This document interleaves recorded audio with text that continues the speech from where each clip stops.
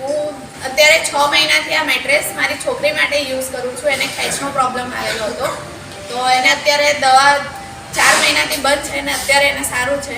તો આ મેટ્રેસ લેવા જેવી પણ છે અને બધા યુઝ કરવા જેવી છે. એકવાર લેવાની છે, 25 વર્ષ સુધી શાંતિ છે.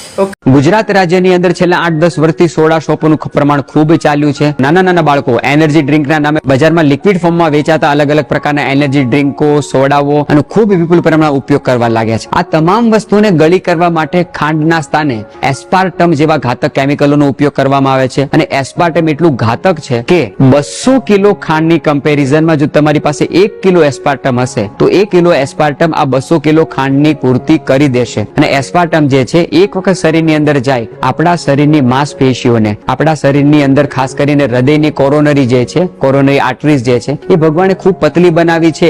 એના કારણે એ ખૂબ લચીલી છે, ખૂબ એની અંદર લ્યુબ્રિકન્ટ છે, ખૂબ એ સ્મૂથ બનાવેલી છે. અને આવા એનર્જી ડ્રિંક એની અંદર રહેલા ઘાતક કેમિકલો શરીરની અંદર જાય છે ત્યારે આપણા શરીરની માંસપેશીઓને, રક્તવાયુને ખૂબ કડક કરે છે. અને એના કારણે નાના નાના બાળકોને પણ હૃદયરોગની બીમારી ખૂબ વિપુલ પ્રમાણમાં વધવા લાગી છે.